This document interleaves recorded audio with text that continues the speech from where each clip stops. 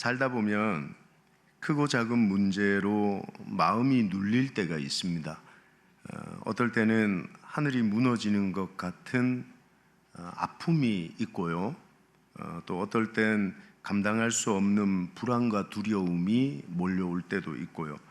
또 어떨 때는 포기할까 싶은 마음이 들 때도 있습니다. 여러분의 마음은 어떠신가요?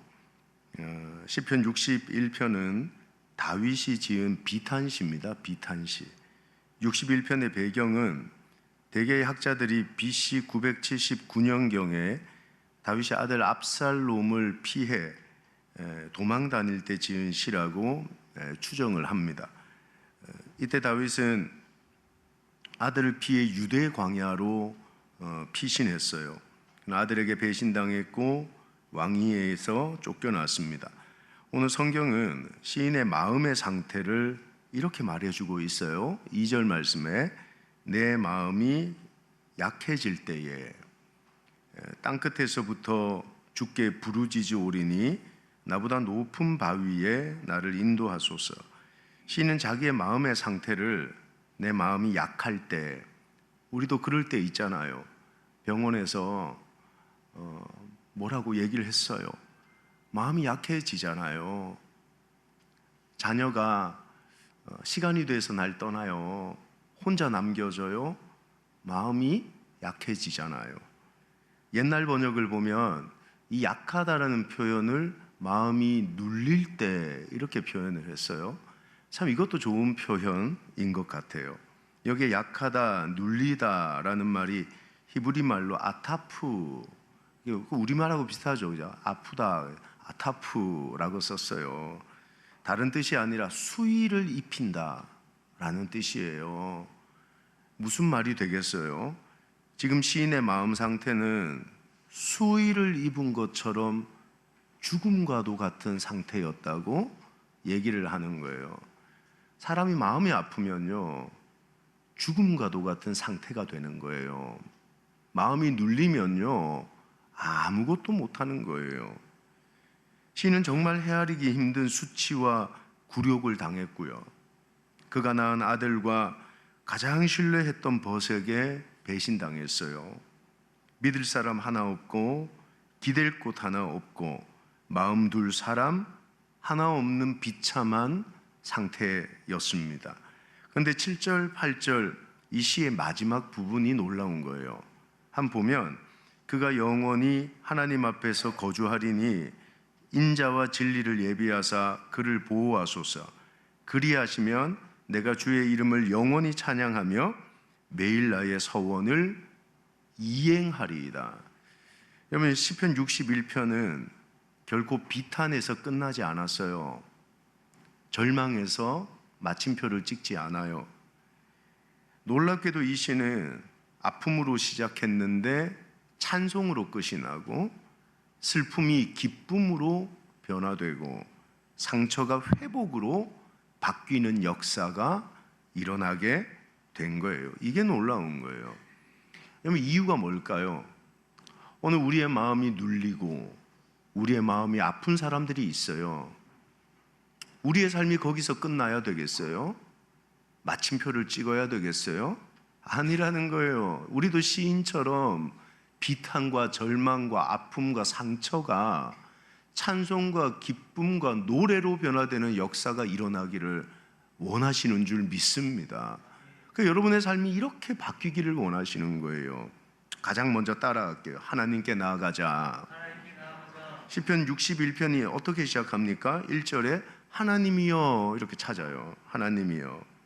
다윗은 마음이 아프고 눌릴 때 하나님을 찾았어요. 하나님께 나아가는 거예요. 3절, 4절 말씀을 보면 왜 하나님께 나가야 되는지 시인이 친절하게 그 이유를 두 가지로 설명해요. 두 가지로. 여러분, 마음이 눌릴 때 내 옆에 아무도 없는 것처럼 여겨지잖아요. 그게 2절의 땅끝이라는 표현이에요. 내가 땅끝에 있는 것 같이 외롭고 갈 곳도 없고 사람도 없어. 시인이 그 얘기를 하고 있어요. 근데 오늘 3절 말씀을 보세요. 주는 나의 피난처시요 원수를 피하는 견고한 망대이심이니이다. 여러분, 내 옆에 아무도 없지만 하나님이 계신다는 거예요. 근데 그 하나님이 뭐라고 얘기를 해요? 하나님은 나의 피난처요, 견고한 망대. 이건 뭡니까?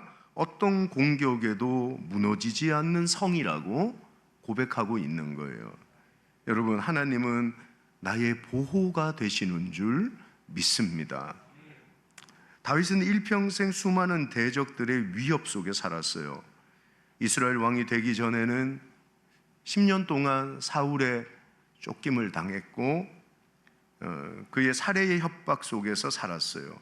그 누구도 다윗의 생명을 위해하지 못했습니다. 여러분, 다윗은 지금의 이 절박한 상황에서도 하나님이 날 보호하신다는 확신과 믿음을 가지고 있었던 거예요. 하나님이 당신을 지키고 보호하세요. 아멘이세요?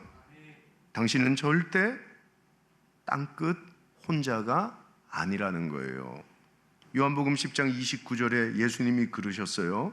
그들을 주신 내 아버지는 만물보다 크심에 아무도 아버지 손에서, 이걸 한번 따라합시다, 빼앗을 수 없다. 아멘이세요? 하나님이 집사님을 꼭 붙들고 있다는 거예요.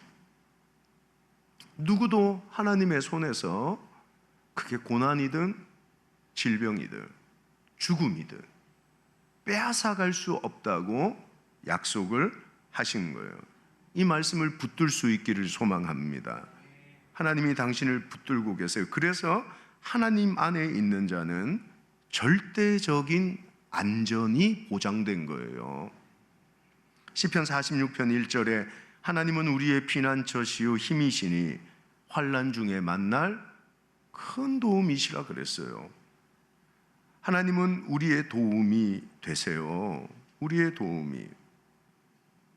여러분, 우린 다 땅끝의 삶이에요.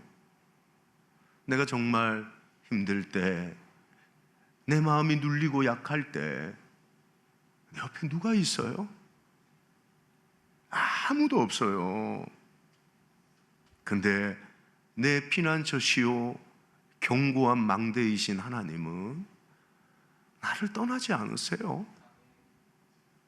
오늘 그 마음이 눌리는 상태에 세상 찾아 하나님 따라, 사람 따라가는 게 아니라 하나님께 나아갈 수 있는 믿음의 눈이 열려서 오늘 이 다윗처럼 하나님이여 라고 부르고 하나님께 나아가는 주의 종들이 되기를 예수님의 이름으로 축복합니다.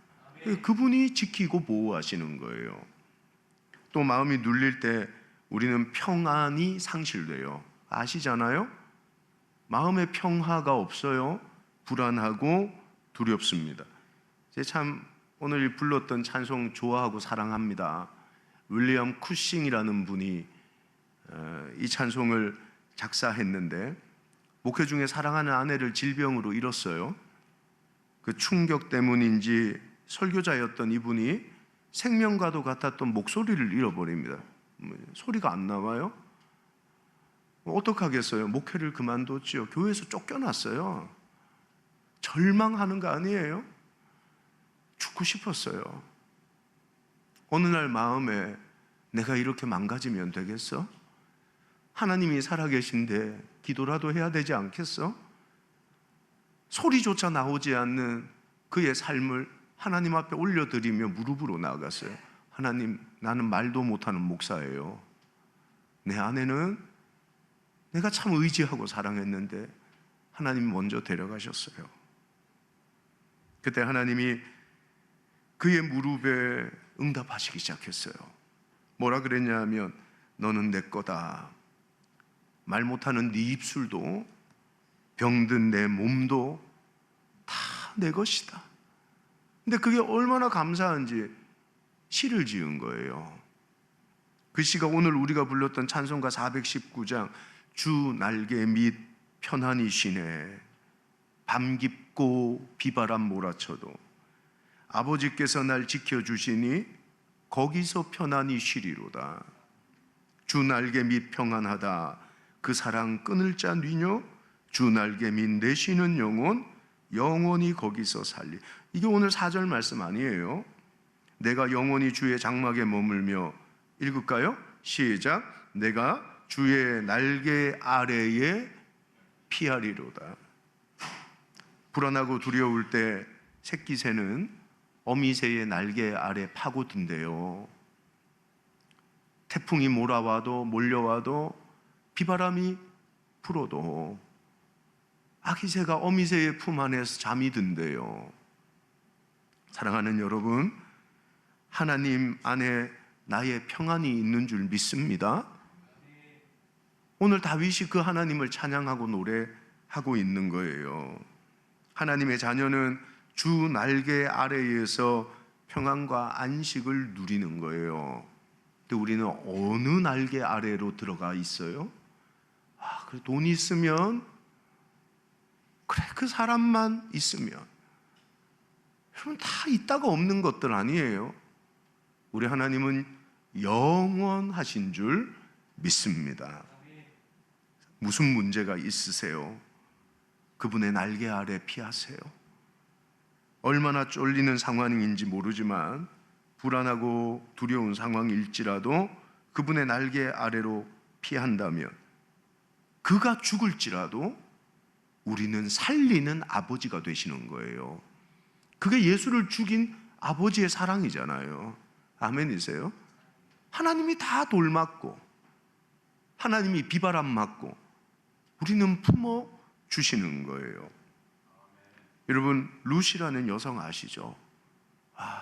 마음이 아팠어요. 시아버지 죽고 남편 죽고 다 죽었어요. 갈 데가 없어요. 시어머니 나오미를 따라서 베들레헴으로 돌아옵니다. 그때 룻기 2장 12절에 보아스가 룻에게 했던 말이 있어요. 이런 말을 합니다. 여호와께서 내게 행한 일을 보답하시기를 원하며 이스라엘 하나님 여호와께서 그의 날개 아래에 보호를 받으러 온 내게 따라합시다. 상을 베푸시리라. 아멘이세요?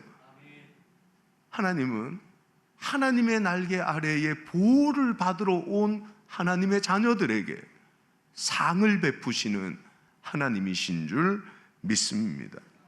여러분, 그의 날개 아래에 보호를 받으러 들어가세요. 세상 어떤 곳보다 안전하고요, 평안이 있고요, 하나님이 허락해 주신 든든함이 그의 날개 아래에 있는 줄 믿습니다. 주님 앞에 나가는 거예요. 또 두 번째가 뭐냐 하면 하나님께 기도했어요. 마음이 눌릴 때 하나님께 부르짖고 기도합니다. 여러분, 다른 방법이 있어요? 써보셨잖아요. 뭐가 그렇게 위로가 되고 위안이 되고 힘이 되든가요? 성도는 기도할 때 힘을 얻어요, 응답을 받아요. 룻기서의 고백대로 상을 얻는 역사가 일어나는 거예요. 1절 2절 말씀 보세요. 하나님이여 나의 부르짖음을 들으시며 내 기도에 유의하소서. 내 마음이 약해질 때에 땅끝에서부터 주께 부르짖으오리니 나보다 높은 바위에 나를 인도하소서. 다윗이 1절에서 나의 부르짖음, 내 기도라고 고백했어요. 2절에서 주께 부르짖으오리니 라고 표현하고 있어요. 다윗은 마음이 아프고 눌릴 때 뭐 했다는 거예요? 기도했다는 거예요. 우리 마음을 만질 분은 하나님밖에 없어요. 누가 내 마음 알아요? 살부딪히고 사는 내 남편, 내 아내, 내 몸으로 낳은 내 새끼, 내 마음 몰라요. 근데 내 안에 계신 성령 하나님은 내 마음을 아시는 거예요. 만지시고 고치시고 회복하시는 하나님이 되시는 줄 믿습니다. 다윗은 사람 찾아가기 전에 그래서 하나님 앞에 무릎으로 선 거예요. 마음이 아플 때, 마음이 눌릴 때 기도의 영성을 회복하는 역사가 있기를 주님의 이름으로 축복합니다. 그럼 누가 기도하는 사람일까요? 누가 기도하는 사람일까요? 2절 말씀에 이렇게 말해요. 내 마음이 약해질 때에 땅끝에서부터 주께 부르짖어 오리니, 이건 따라할게요. 나보다 높은 바위에 나를 인도하소서. 2절에서 다윗은 하나님을 뭐라고 부르고 있는가 보니까 하나님을 바위라고 표현하고 있어요. 바위긴 바위인데 어떤 바위냐? 나보다 높은 바위라고 고백하는 거예요. 이 표현이 굉장히 재미난 표현인 것입니다. 솔직히 다윗은 세상에서 가장 높은 위치에 있었던 사람 아닙니까? 이 나라에서 다윗보다 높은 사람 없었어요. 한 나라의 왕이고요, 주권자고요, 모든 것의 주인이었어요. 그럼에도 하나님을 나보다 높은 바위라고 고백했던 거예요. 여러분, 내가 누구든, 내가 어떤 일을 하든, 내가 뭘 배웠든, 내가 어떤 실력이 있든 하나님이 나보다 높은 바위인 줄 믿습니다. 이게 진짜 신앙의 고백이에요. 이 겸손이 기도인 거예요. 누군가 교만은 영적인 암이라고 말했습니다. 아무리 건강한 사람도 몸속에 암세포 자라면 건강 잃고 죽어요. 신앙도 마찬가지예요. 우리 속에 내가 하나님보다 높아, 내가 하나님이야, 뭐 교회를 다니며 하나님을 믿어? 그런 말 들어보셨죠? 때로 어떤 부분에서 나도 그런 말을 하며 살죠. 내 마음으로. 이런 교만이 있으면 영혼이 병들어요. 결국 그 사람은 망하게 되는 거예요. 우리의 본성 중에 하나가 교만 아닙니까?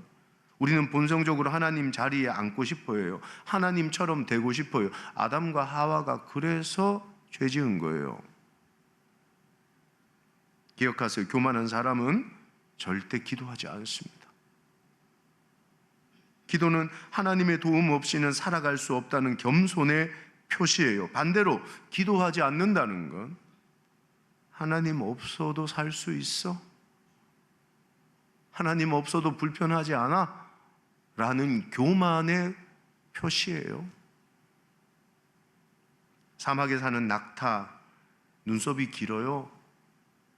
사막 바람이 불면 그 모래바람을 막아주는 거예요. 등에 혹이 있어요. 메마른 사막을 건널 때 물을 저장해 두려고 혹이 생긴 거예요. 무릎에 굳은 쌀이 베어 있어요. 모래 폭풍이 불어닥치면 하루, 이틀, 사흘에도 끝나지 않거든요. 그때 낙타는 겸손하게 고집부리며 모래 폭풍을 뚫으려 하지 않고 겸손하게 무릎을 꿇어요. 언제까지요? 폭풍이 지나갈 때까지요. 이게 우리 영성이어야 되지 않아요? 무릎에 굳은 쌀이 베일 수 있는 기도의 영성. 인생은 폭풍의 연속인데 우리는 무릎으로 살질 않아요. 무릎 꿇으려고 하질 않아요. 고집 부리면서 그 폭풍을 내가 뚫어보겠다고 교만에 빠진 모습으로 하나님 아니어도 된다고 그렇게 앞으로 나가는 거예요. 여러분, 폭포가 높은 곳에서 아래로 떨어지는 것처럼 하나님의 은혜도 높은 곳에서 아래로 내려오는 거예요. 하나님의 은혜가 커지려면 더 납작하게 무릎 꿇을 때, 하나님의 은혜의 크기는, 이건 한번 따라합시다. 영적 위치 에너지예요. 따라합시다. 영적 위치 에너지다. 하나님의 은혜의 크기는 영적 위치 에너지예요. 낮으면 낮을수록 더 크게 부어지는 거예요. 저는 우리 원남교회가 교만의 꼿꼿함을 버리고 겸손의 무릎을 접을 줄 아는, 할렐루야.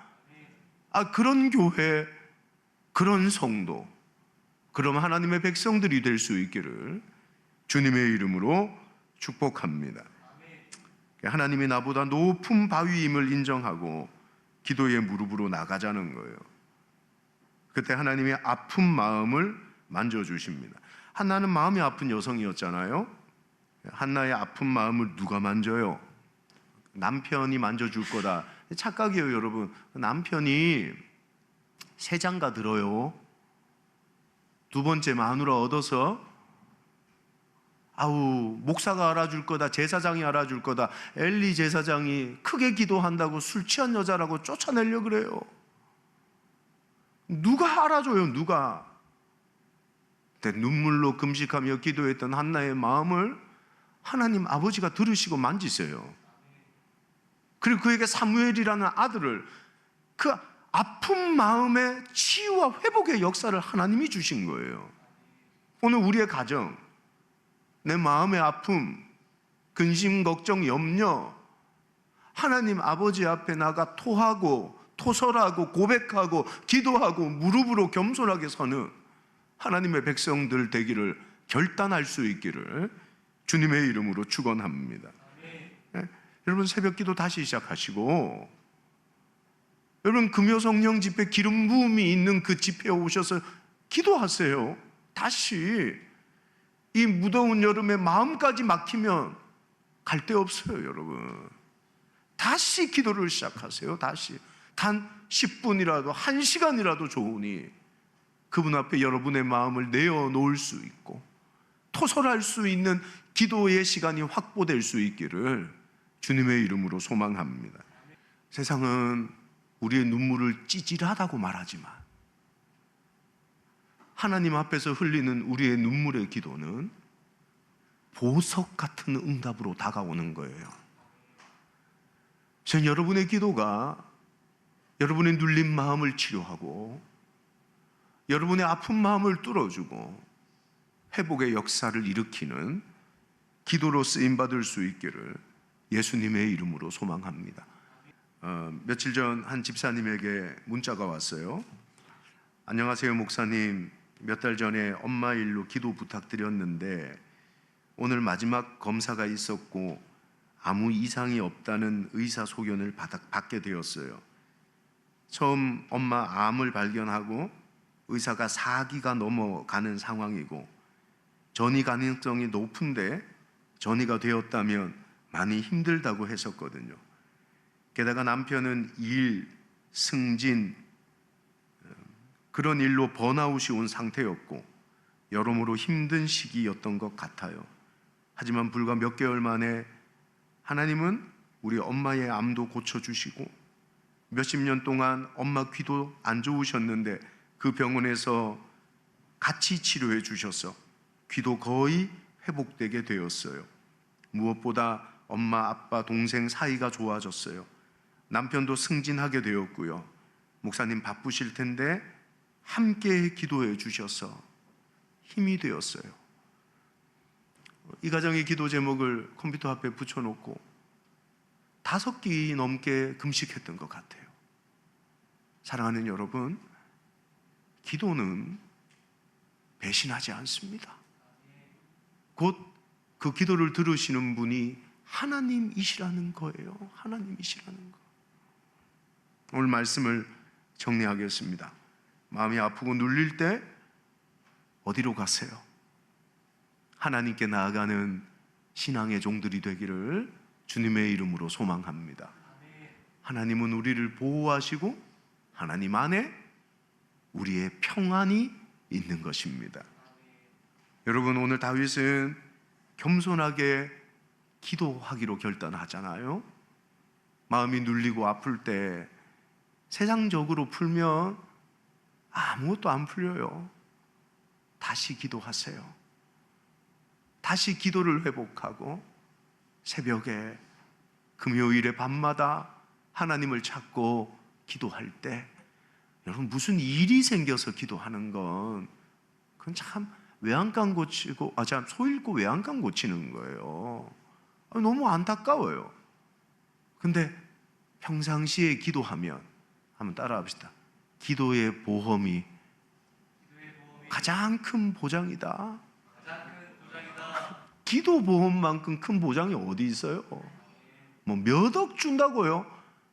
기도는 하나님을 주시는 거예요. 그것만큼 큰 보장이 세상에 어디 있어요? 보험 드세요. 생명보험 말고 기도보험 드세요. 평상시에 내 가정을 위해 기도를 쌓으면 그게 보험이 되고 그게 곧 내 삶의 보장이 되는 줄 믿습니다.